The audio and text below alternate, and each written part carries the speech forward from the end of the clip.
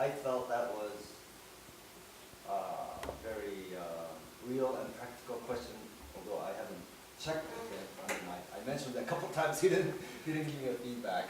But he's not here, but we'll take the video so that maybe you can watch it on the Facebook.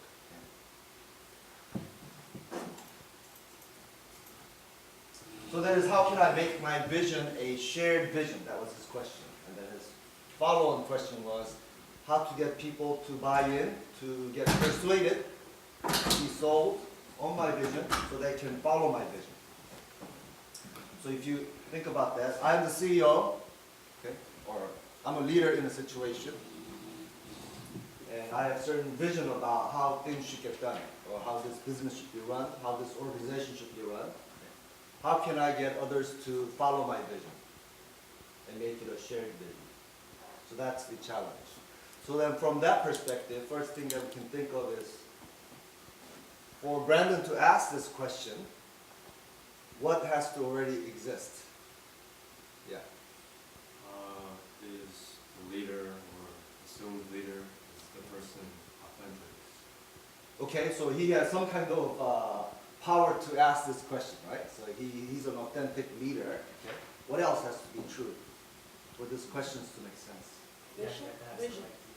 He has to have a vision for it to be shared, for somebody to buy that vision, right? Yeah, very good. So leader, so that brings to the point, leader is not a leader if leader does not have a vision, right? So Brandon's question asks that he already has a vision, he wants other people to buy into it, say that's a good vision, hey, you're a good leader, that's a good vision, we will follow you. That's the scenario he wants. That's why he's asking this question. Okay, that's my assumption. So for a vision then, leader has to have an eyesight.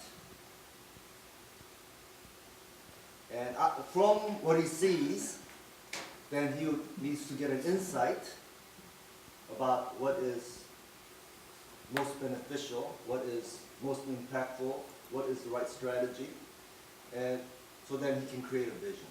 Right? So for a leader to have a vision, he has to have the sight and an insight.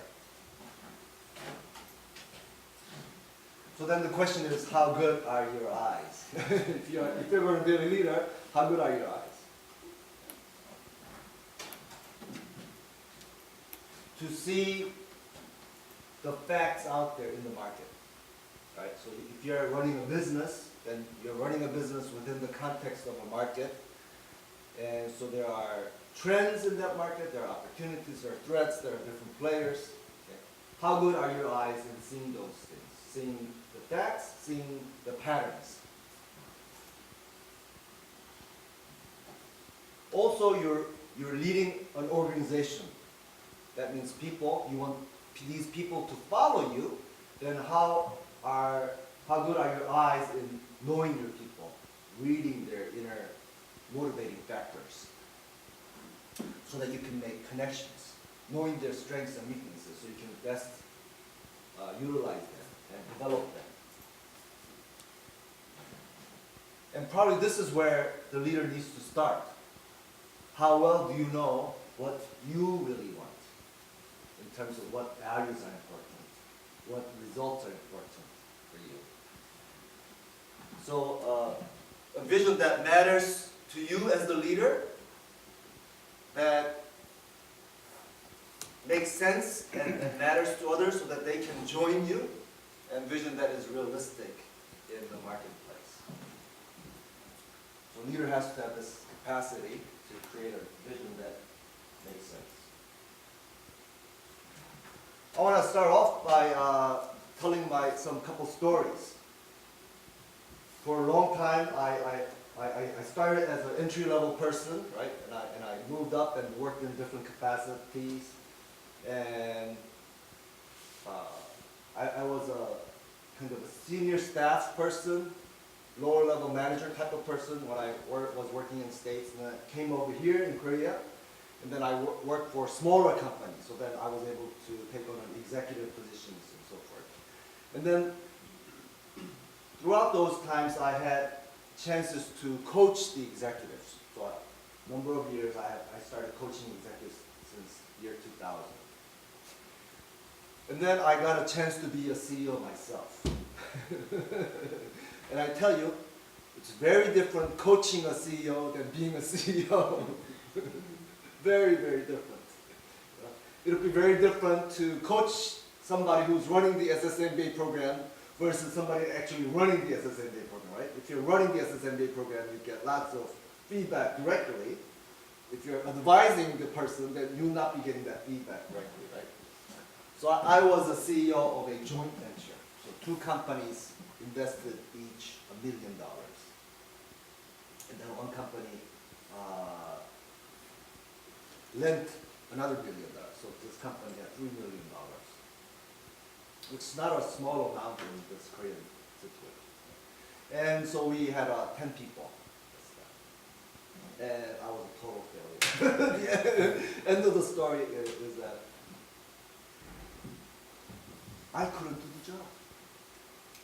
I just couldn't do the job. And when I reflect back on this lens, that I was not expert enough in the market, okay? But then I didn't have, so if I'm not the expert in the market, then I need to have people to feed in information, right? Whether that's staff people or that's advisory people. And I didn't do that. Okay? Of course, there are lots of good reasons and bad reasons. Okay? And then if I look back, I had a situation where the number 2 guy, so I was number 1 guy, number 2 guy was in many ways working against me. And I didn't have the power to fire the person. Which means I'm not able to say, because the two investors, two investing companies, they retain that power. So I was the CEO, but I didn't have CEO power. So it's like me, it's like playing football with one hand tied behind your back. Okay. I mean, playing American football with one hand tied behind your back. You could play soccer like this. Okay. So I mean, for me, this is the area where I am usually quite comfortable and have capability. But I didn't have power, and I didn't have strategies to work around that.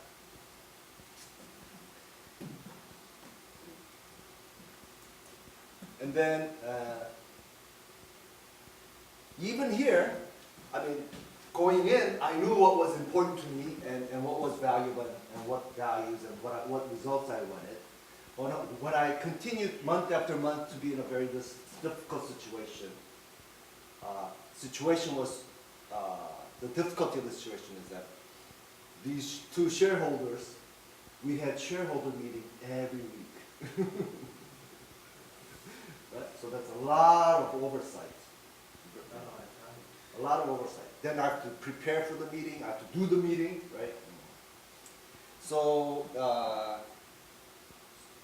so I had 2 mother-in-laws, and these 2 mother-in-laws didn't agree. Of course, when they had meetings with me, they agreed. But then they would have separate meetings with me when they say they want different things.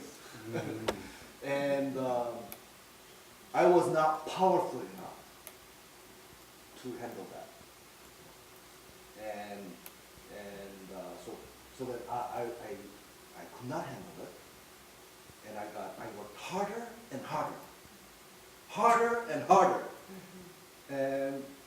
But with no solution in sight. And I got sicker and sicker. My body got sicker. Where I saw the way out. And so I quit.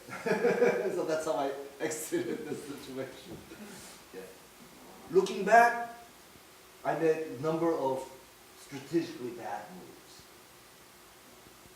I mean, I played as an advisor, so I knew the good benefits of having an advisor.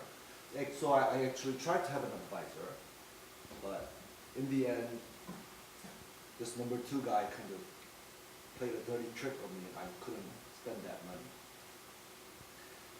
Looking back, I think I should have spent my own money, get a personal advice. It would give me a breathing space and a space where I can be more strategic because I'll have somebody to think with, somebody who will be on my side. Right? Because when I'm a paid coach, I am 100% totally on this person's side. So even when a company pays me to coach an executive, usually I make it very clear that I don't work for the company. I work for the person.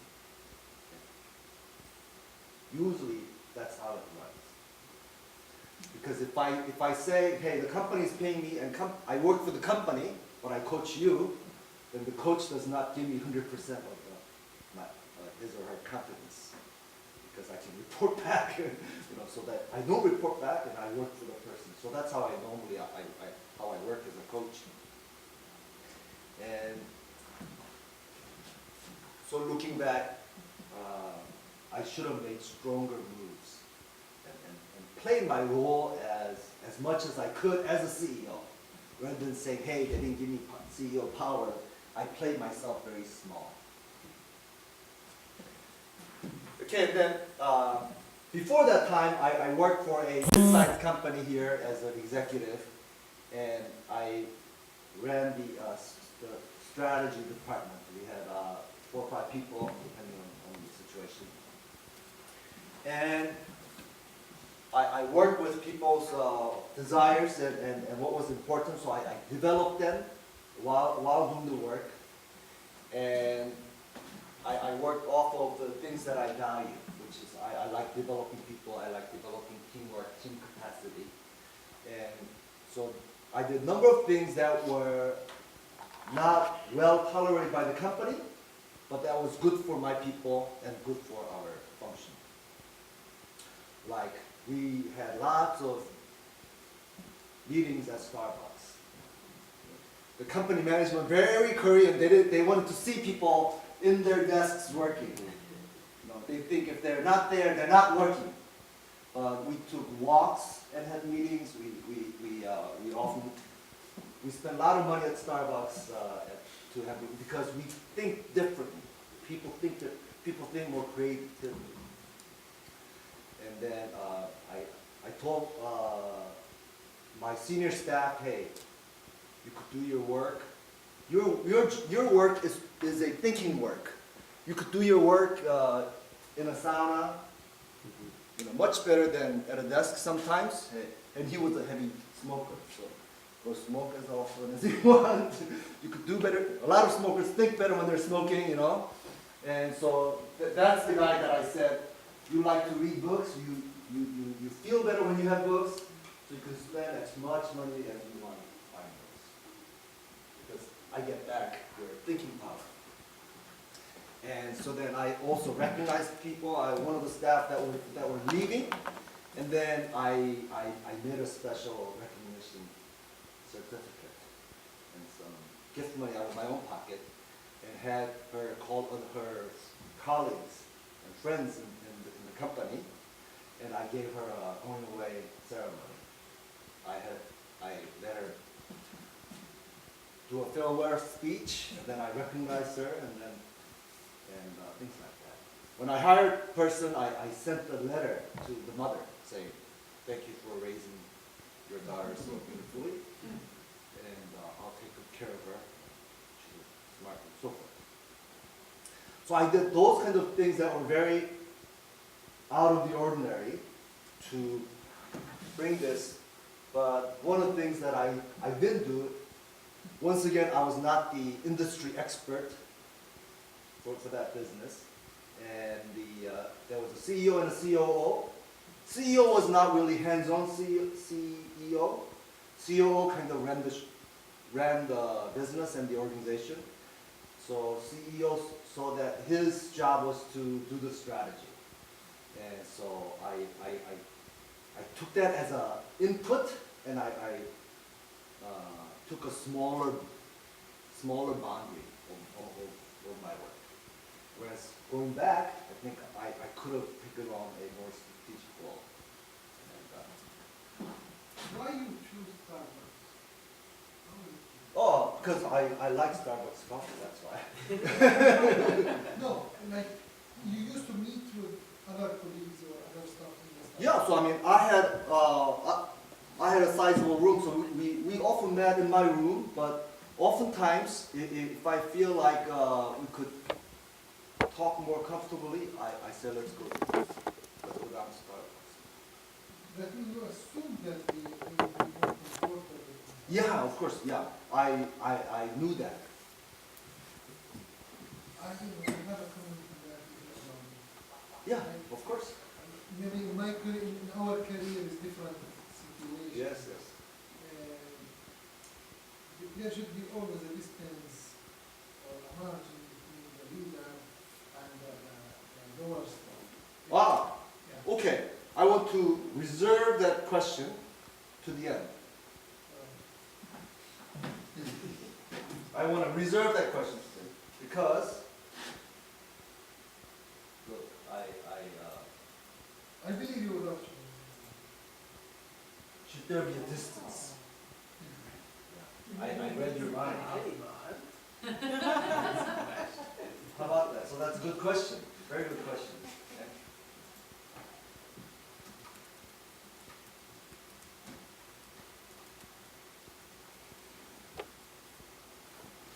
Okay, so the leader has to go from eyesight to insight to vision, right?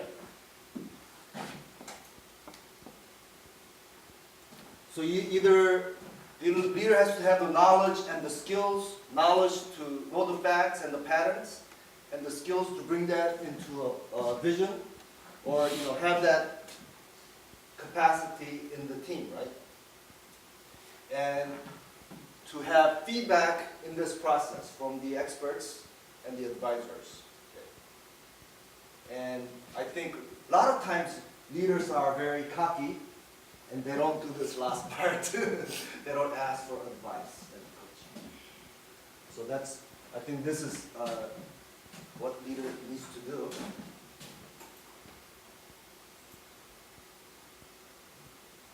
And if Brandon was here, I would kind of ask him this question. Out of this, you, team, and the market, I would imagine that he already has some vision. Okay? Of that vision, do you know the part that's really important for you? Remember, I told him in my 30-second response back, way back when he asked that question, that there's a core that should be unchangeable. Okay? You have to be clear about the core that's unchangeable.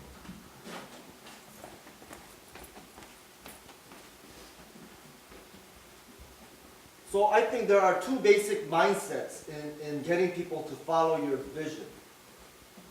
One is two scenarios, right? One is that, hey, I will design a vision, I'm the boss, and I will call other people to follow my vision. Okay? And if some people don't like it, they can leave. That kind of situation. Or I will design a vision together with the team. Okay? So I think there are these two paths you could take. And if you take the first path, then you're acting as a leader, but then you also do the whole thing of the leadership. Whereas in the second path, you're acting as a leader to lead this process, but then you are creating leadership as the capacity of the group. So questions are welcome anytime. On last week, I went to a YTN, one of the broadcasting companies, had a future strategy forum. So I had a chance to go there.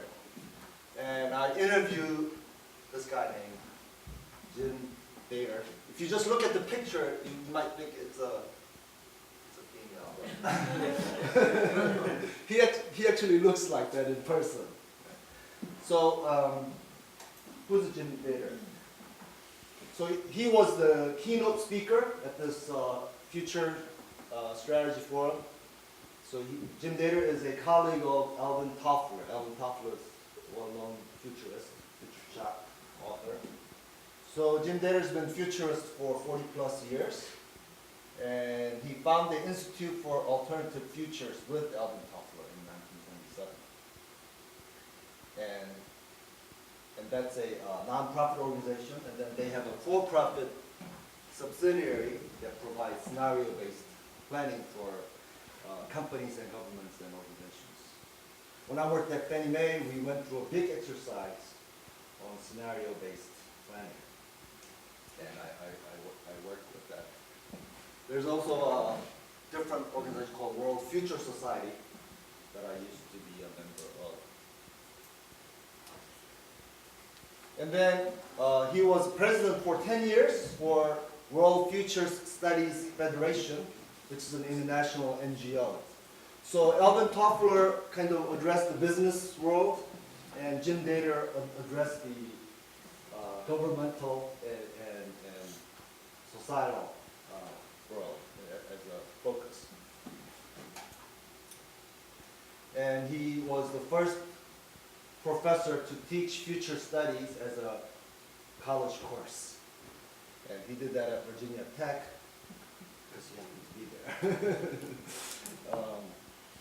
there. Yesterday I had a meeting with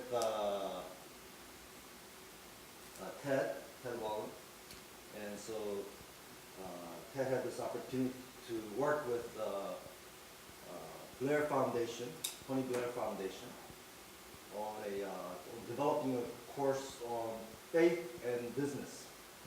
So that he asked me to work with them together, and so we had a meeting, and plus another Sejong University professor who has some background in that area.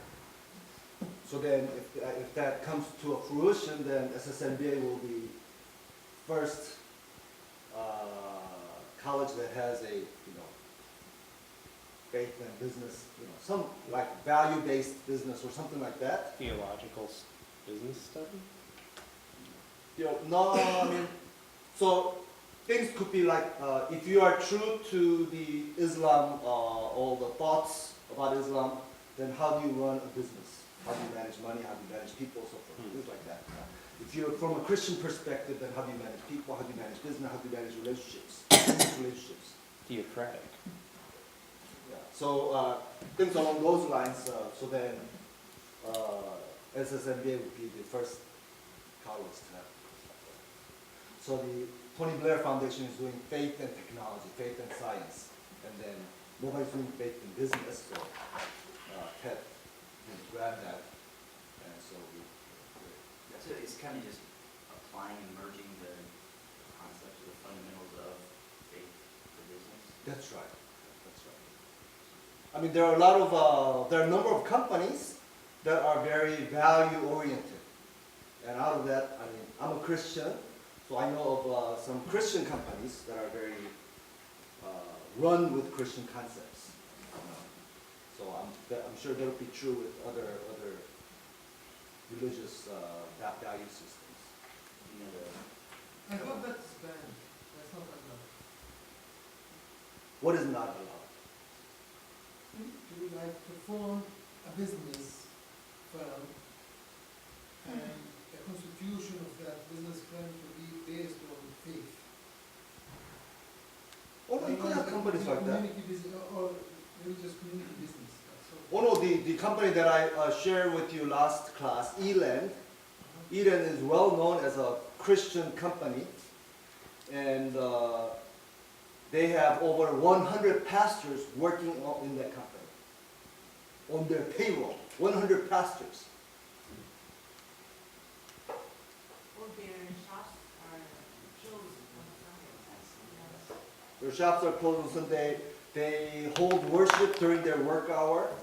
They don't force it because, people of other religion or non-religion can work there, but it's run with those kinds of practices and concepts and value systems.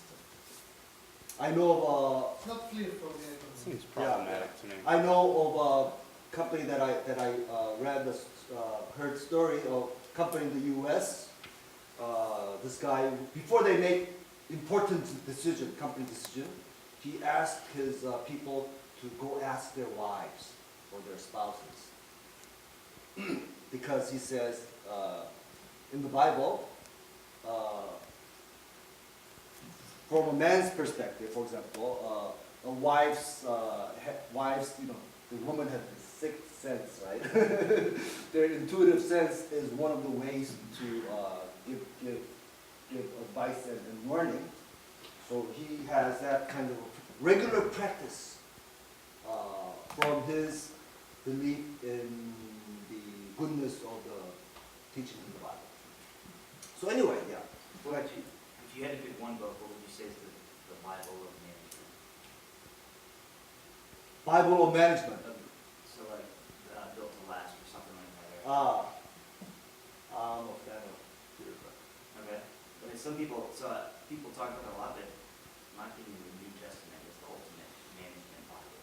Because I mean, that's, if you read it, if you read it when you're young, you look at it in one way, but there's so many sort of management lessons.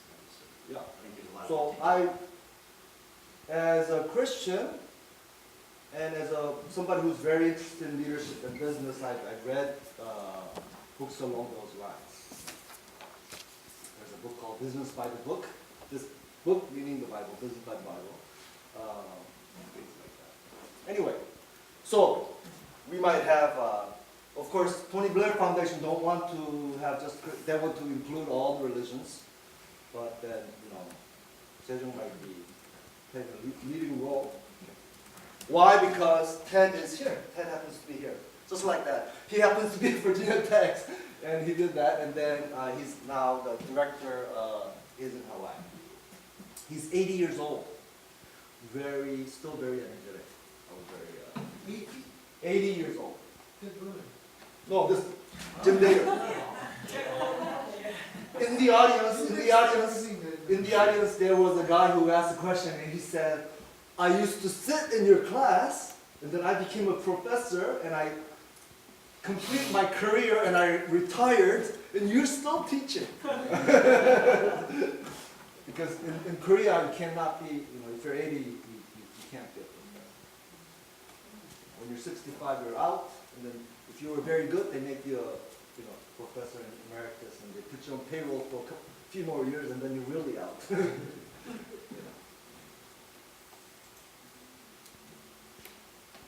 And then, so I did some study on Jim Dater and found out that he had this cross-cultural story that he tells.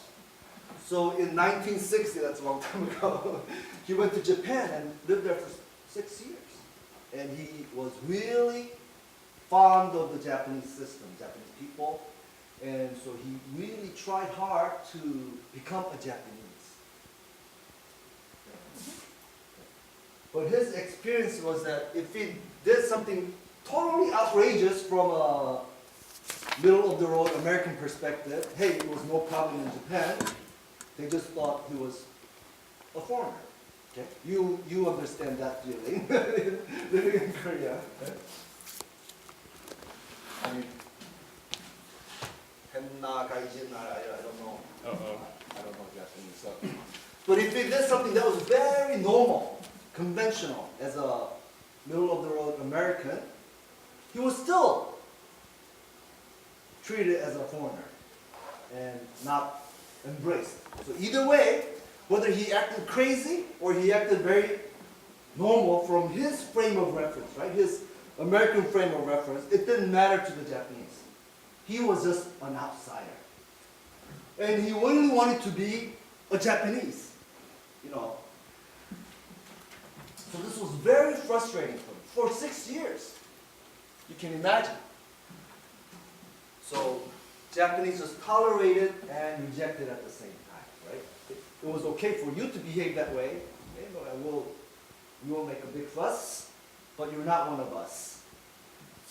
So this had a big impact on him, and it was kind of a course changer for him. So he said that I learned to have certain independence from the culture.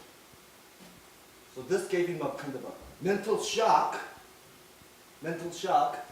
and he he learned to live without the pressures of the normalization of the culture. So he couldn't be in Japan because Japan rejected him, he felt. So he went back to US and he decided to not care about what American people thought as to what was okay behavior and not okay behavior. So this became one of the impetus for him to be interested in future studies. So I think, in a way, it's very interesting capacity, right? So for us to be multicultural capable, we have to have some distance from culture. Just like in dialogue, for us to listen all kinds of opinions, we have to have this non-judgmental mindset and ability. So I think this cultural distancing in terms of what cultural judgments, I think it's an interesting capacity. It'd be interesting to see if he went back to Japan now, if he would feel the same way as he did back in 1960. It seems like they are more accepting of foreigners being celebrities and dominant figures, at least in Japan anyways. So whether his view is changed and his sense of how the Japanese have changed, right? Even in how the Japanese culture is developed, That's right. right, except for foreigners. So I got his card, and so I will ask him. That reminds me. You were going to ask your Korean teachers about this miscommunication gap, about high context, low context. Remember? Yeah. I'm sort of having a few troubles having people actually understand the actual question I'm trying to ask them. Okay, so if you make some progress with I'll see if I can find it. There's a couple more people who might be able to help me out. And some people that have no idea what I'm talking about. There's miscommunication Yeah, there. there's a lot of issues. So Jim Dater, kind of futures is a kind of interesting thing that leaders need to be capable of, right? Because we're always leaders are responsible for strategy, right? Leaders are follow leaders, and part of the leader's job is to be a path maker.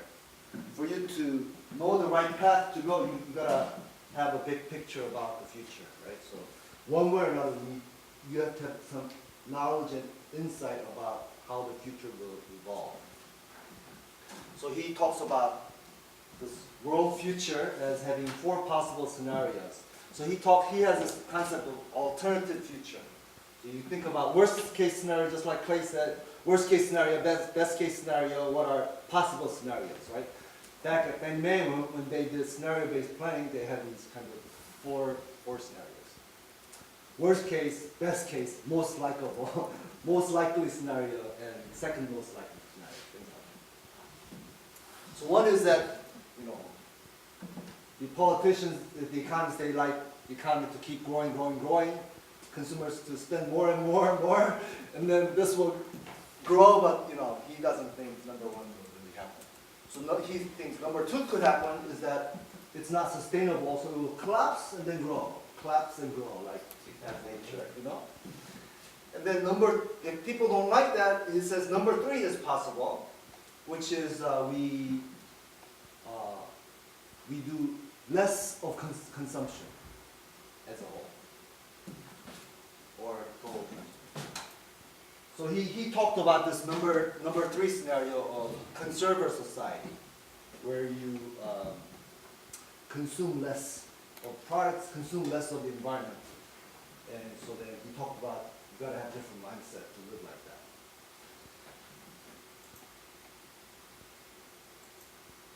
So I positioned myself and I asked him a question for you. And a friend of mine took this video. Thank you for your fabulous talk. My question is that with your idea of the future, how does leadership, the concept of leadership needs to also change?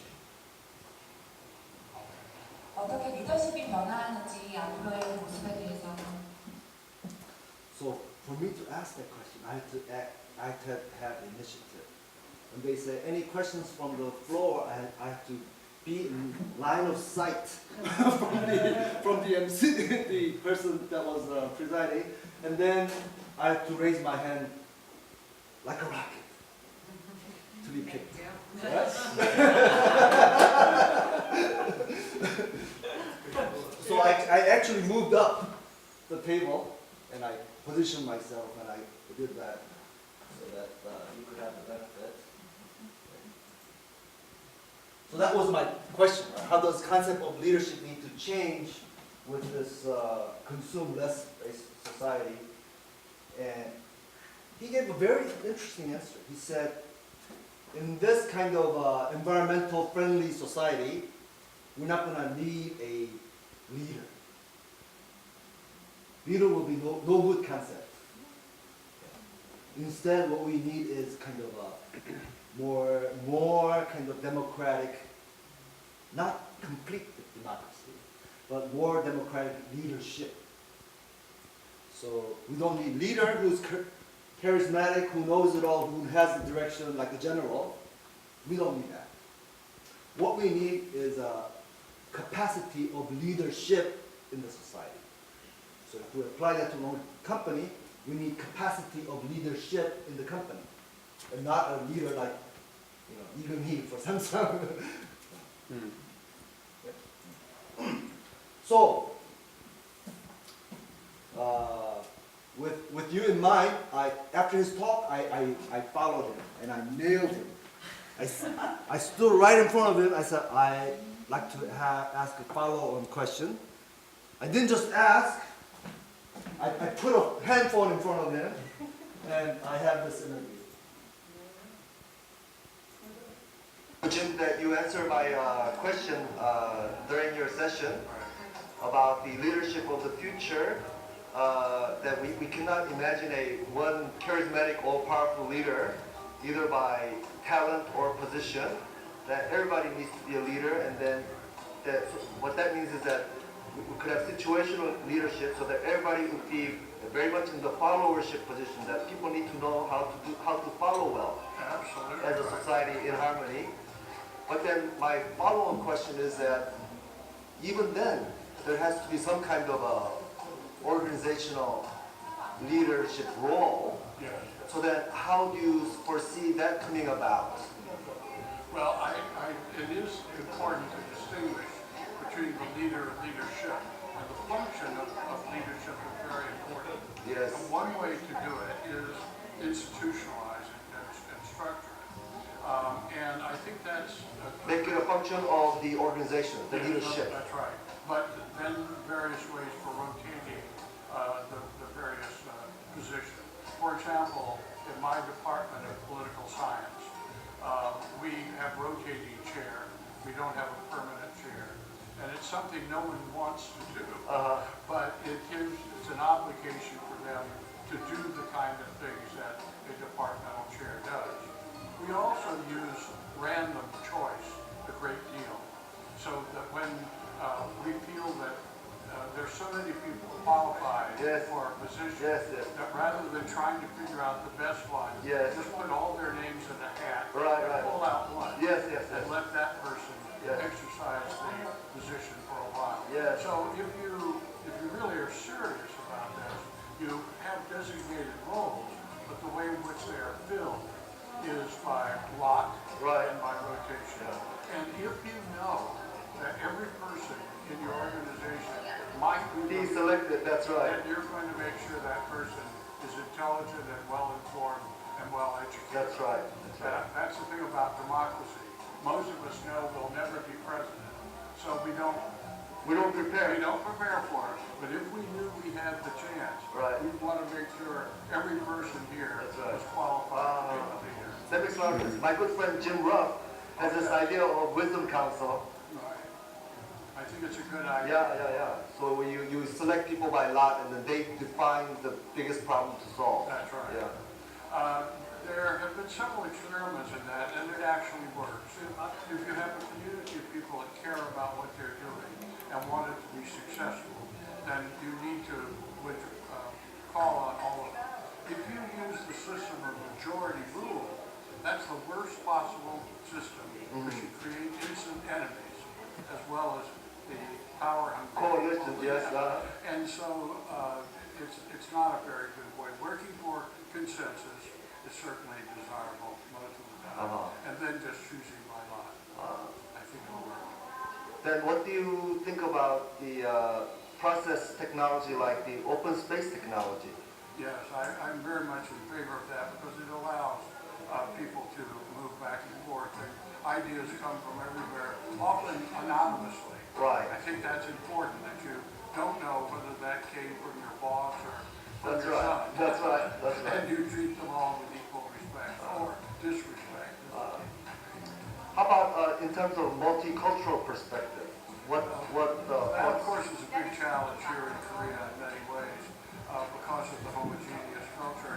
I must say it's one of the reasons I live in Hawaii, because there is no dominant culture, and we enjoy sharing each other's cultures at different times. And I think it adds strength. In the global world, we definitely need to understand one another much better. Thank you, Jim David. Thank you very much for your question. Yep. So all those people were lining up to shake hands with them and to meet them. They had to wait. Wow.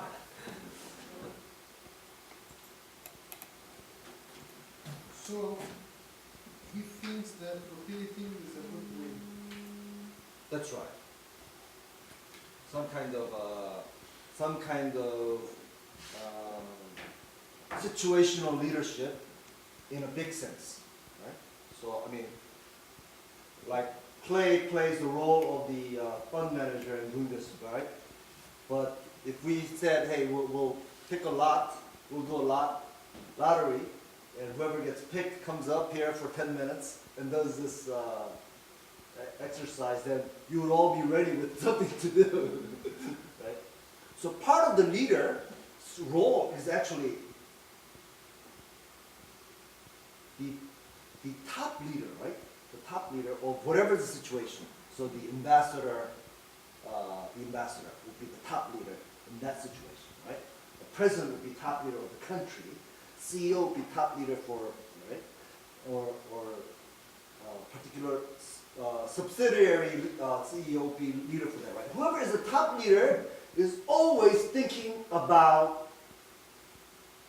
his domain.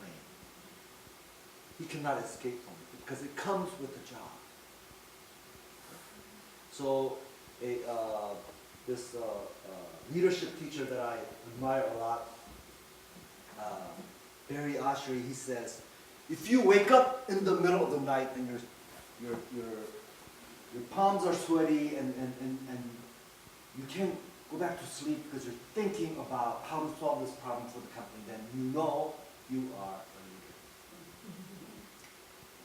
If you're not, then you're not a leader. But then the leader's job is to have lots of people in the company have that experience for them to think, for them to have ownership, right? That's what that means. If you have ownership, then you're really thinking about how to solve the problem, how to make this better. Then the leader's job is to how do you have people to have that sense of ownership.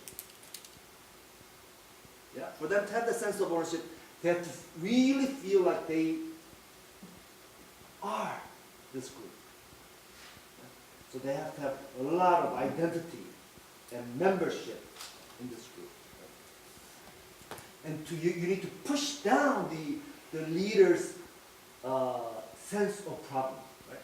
A lot of leaders, one of the techniques that they use is to create this fire emergency to get people's attention and their participation. But how do you do that without always ringing the fire alarm? Because then after repeated times of ringing the fire alarm, then people say, oh, it's not the real thing. It's just an alarm. And then they don't, they make that distance because they think it's a bad deal for them if they get involved because they've been hurt before in that process.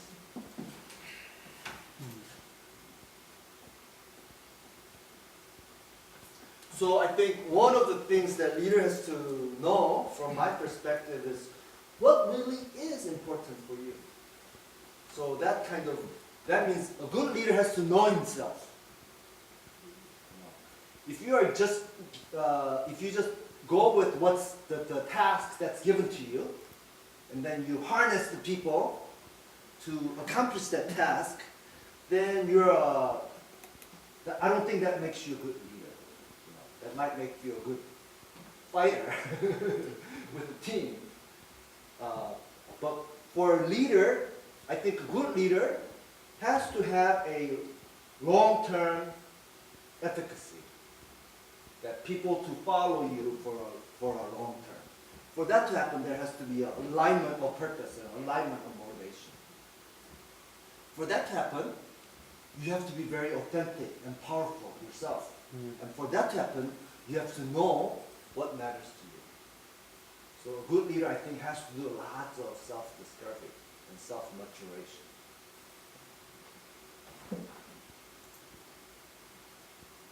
I like this poem by Robert Frost, Two Traps in a Mud Time. But yield who will to their separation. My object in living is to unite my avocation and my vocation. What is really passionate for me and my job. As my two eyes make one in sight.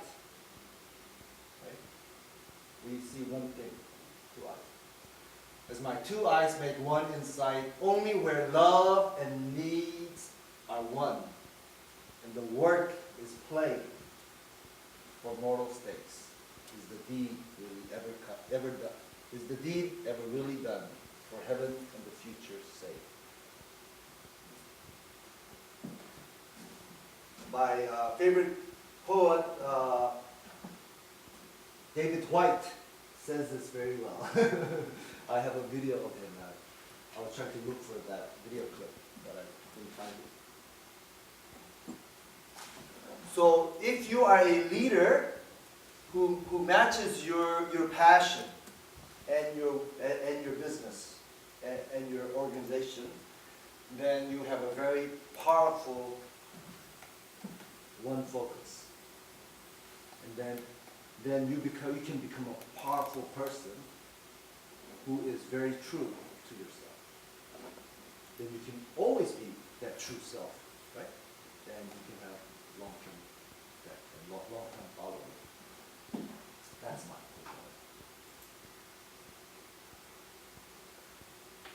Okay, so we talked about these two scenarios, and I thought further, if you were to take scenario A, what can you do? If you were to take scenario B, what can you do?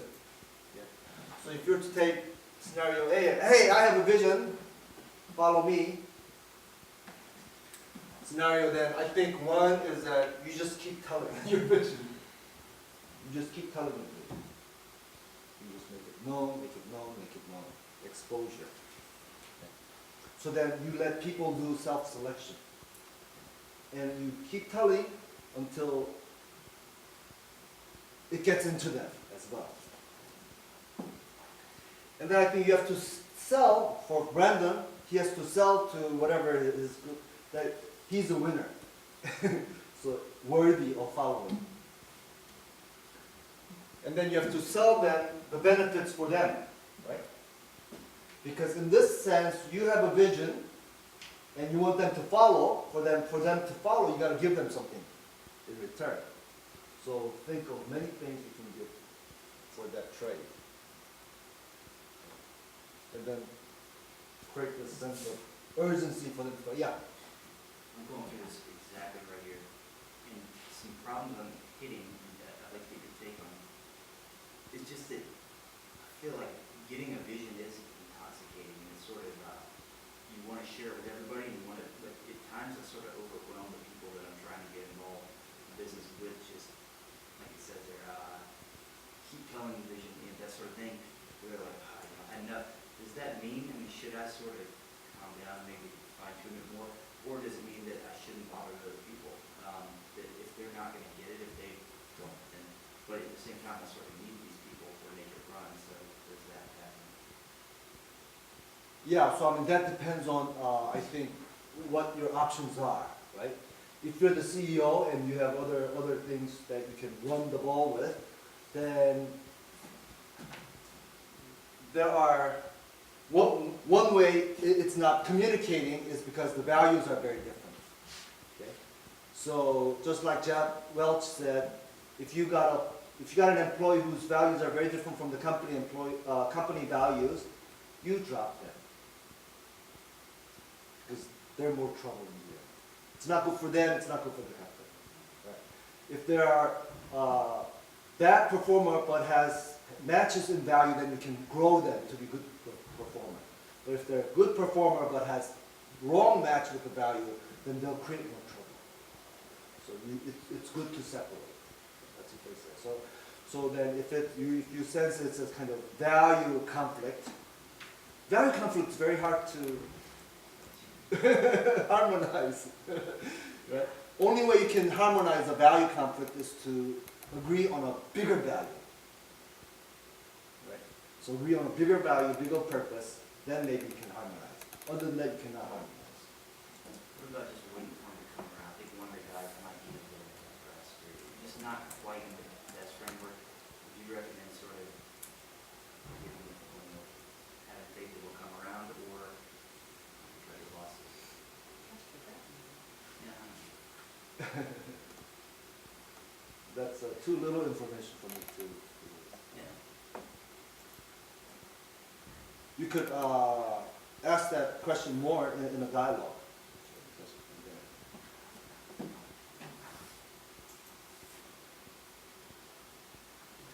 So for you to have follow, you gotta create loyalty, right? So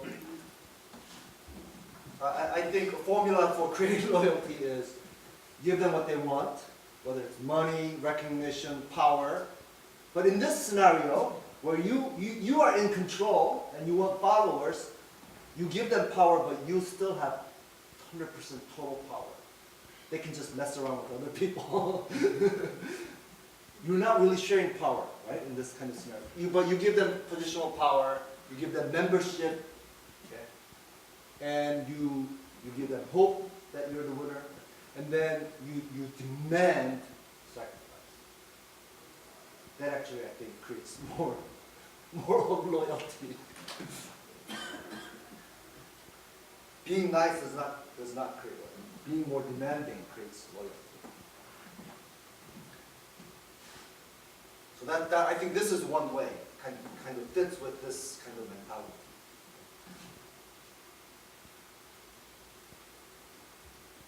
And then select people out. Because for you to have power in the organization, you gotta have that resonance. So if people create dissonance, then it takes a lot more power to overcome that dissonance. So if you're really a positional leader as well, then you can create ways to cut them. You can create ways for them to exit out themselves, right?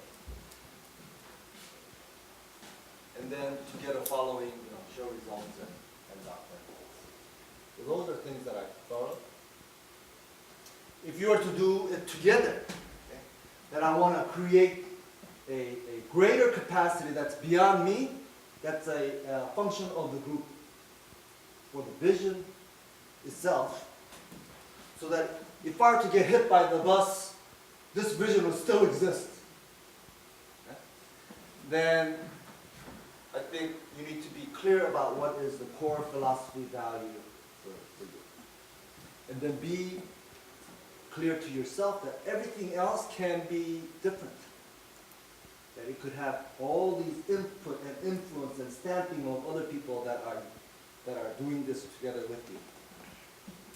And then make that very known as to what is core and immovable for you and what is not that, so therefore can be changed and can be created together. Right? Because as our Duchess posted on our Facebook group,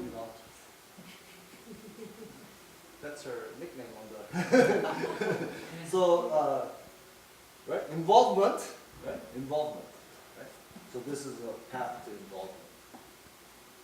And then, big difference is that if you're in control, then you have to give off the image that you are the winner, that you know the strength, that you know the path, that you know. But in this case, for you to get their involvement, you have to let them know that you don't know. Of course, in reality, there are lots of things you don't know. Right? In the first scenario, you have to cover up. In the second scenario, you have to really put it out there and be vulnerable and ask for them to help. Okay? And in the process of receiving help, you get their involvement.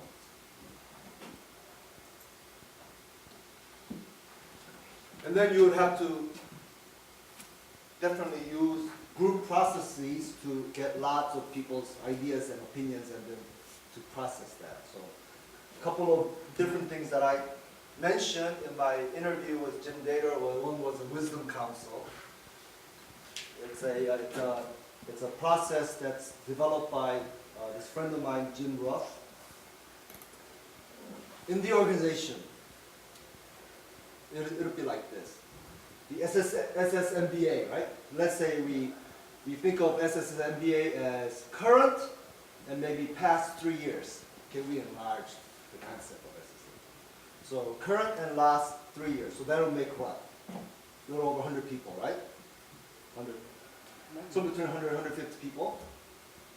And then you would do a random draw of maybe 4 or 5 people. And then you give them time and money for 3 days. And you give them one assignment. So within the company, you pluck them out of their regular job for 3 days, and you give them this one assignment. That is, what is #1 problem that we should solve? And they come up with a problem definition. Going through that. So the beauty of it is that everybody knows what the problem is. Everybody. They might have a different idea, different picture, but everybody knows what the real problem is. That if we solve it, it will give us a big return. And everybody gets a voice. Because it's a random draw everywhere. Even if you're not in it, you feel like you are in it. Because you could be in it. And you could be in it next time. Okay? And then you use people that are picked to feed your ideas. Right? So people out of the position of power gets to have lots of influence. And that's very healthy for community sense. And then they just do the problem definition. Because you know, people say when a problem is well defined, it's half solved. The other thing that I mentioned was an open space technology. So open space technology is a group process where you get people's ideas, and then you have sub-discussions about those ideas. And part of the big characteristics is that you have this law of 2 feet, where whenever you're not learning or contributing, you use your 2 feet and move to a discussion space where you can contribute or learn. So if we're to have a class like that, right? Whenever you're not learning in this class or contributing, you should walk out. So that's the rule. Imagine if we have that rule, then if you don't walk out, you're being illegal. That's illegal behavior. You have to walk out and find some place where you're learning or contributing. Right? So then if I'm teaching this class and all of you walk out, then I'll have a clear message. Right?